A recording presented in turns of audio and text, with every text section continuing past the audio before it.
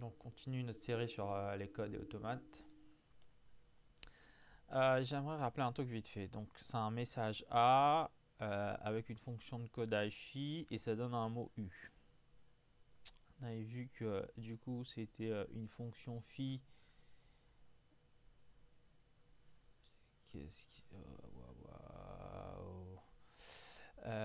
Donc, c'était une fonction phi de f2 puissance k dans f2 puissance n avec n supérieur ou égal à k. Ok, A qu'on associe à un mot U. Donc par un codage, on donne le mot U. Ok. Et on avait vu que le code, la fonction phi, elle est linéaire. Donc elle est linéaire, donc phi linéaire. Donc ce serait équivalent à normalement, elle vérifie deux propriétés si elle a la linéarité. Phi de A plus B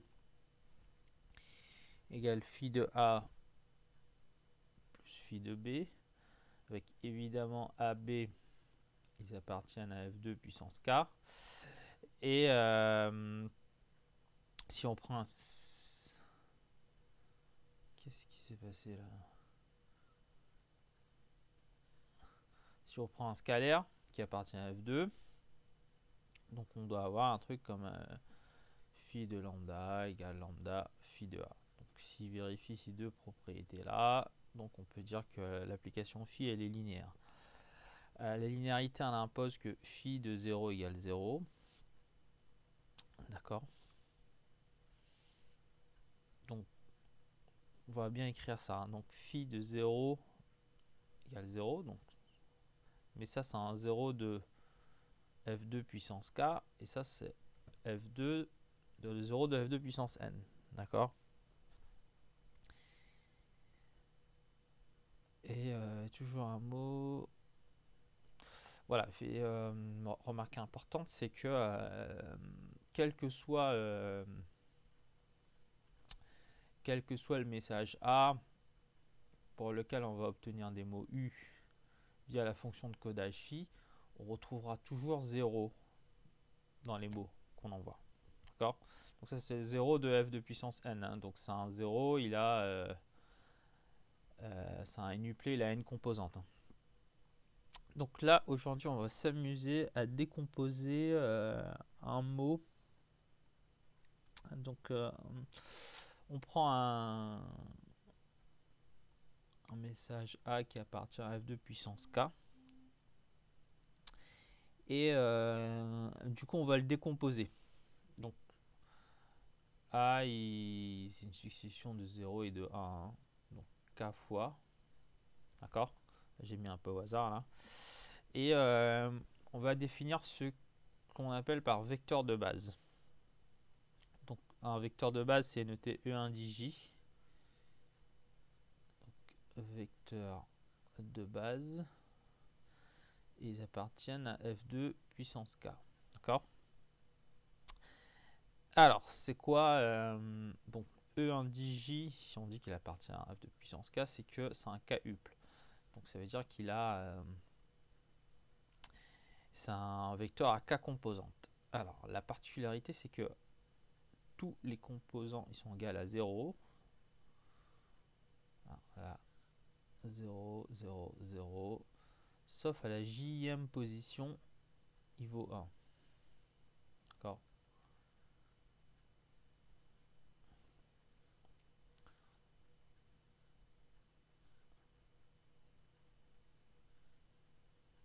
Alors, E indice 1, première position 1, après 0, 0,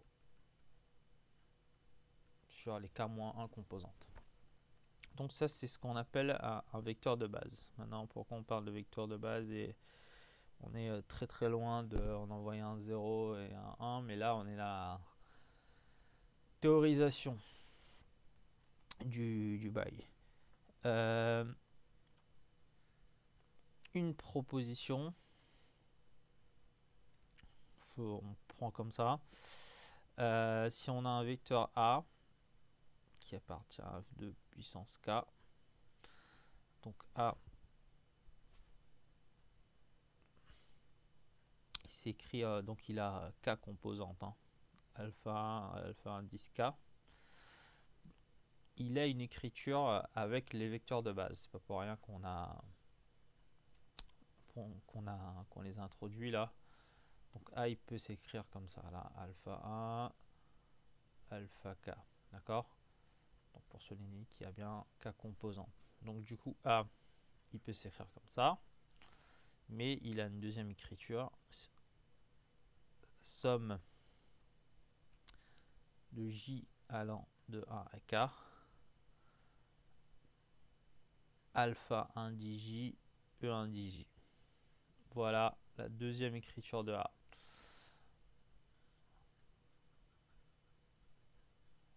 D'accord.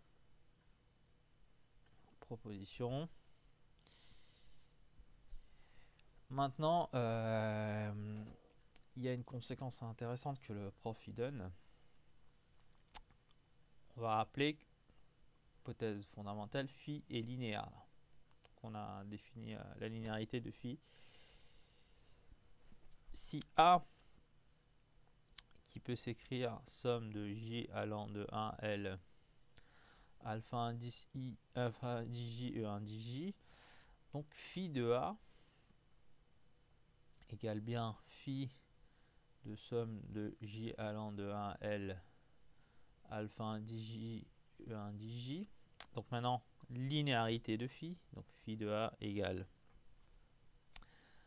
on sort la sommation, somme de J allant de 1 à L, phi de alpha 1 dij, E1 dij, égale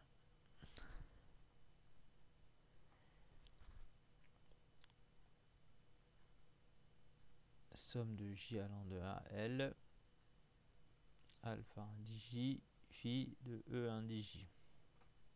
Parce que alpha 1 dij, c'est un scalaire. Alpha 1 dij, donc c'est un truc qui est là, dans la jème position, c'est un scalaire. Donc soit il vaut 0, soit il vaut 1. Ok, bon, j'avoue que après pour l'aspect purement pratique, mais bon, ce sont on doit passer par là. Donc on va finir là-dessus. Le prof il note C1 dij égale phi de E1 dij. Et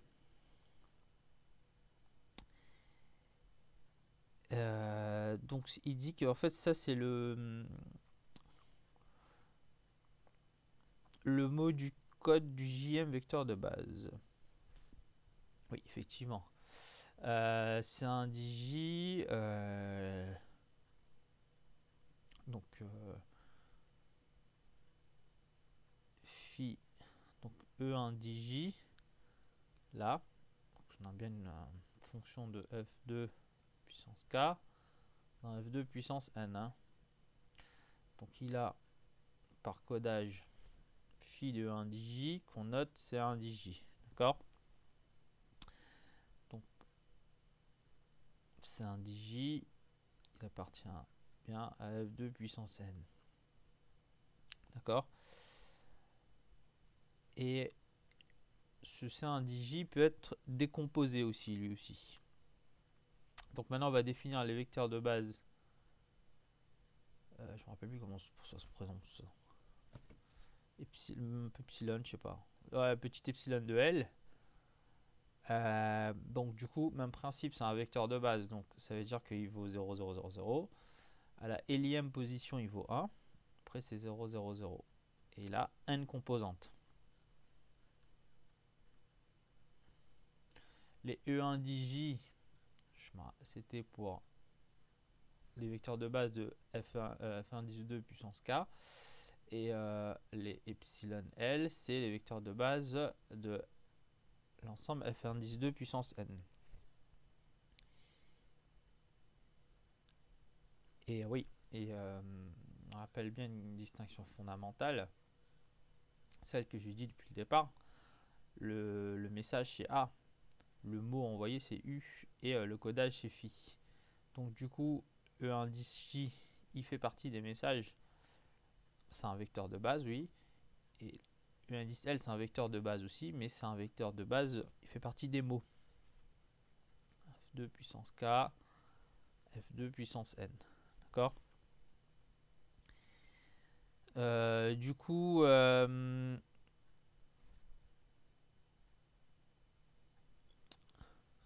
là, ouais, bah là, je pense que c'est bon. Je vais m'arrêter là.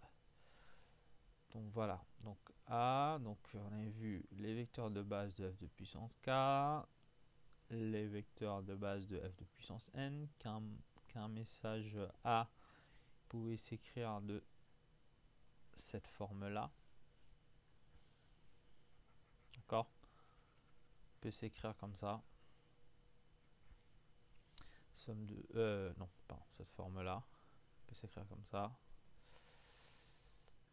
Et avec la linéarité, on avait défini autre chose. Effectivement, je peux finir d'écrire là. Somme de J allant de 1 à L, alpha indice J, c'est indice J. Voilà. Demain, je vais continuer ce qu'il dit dans la démonstration.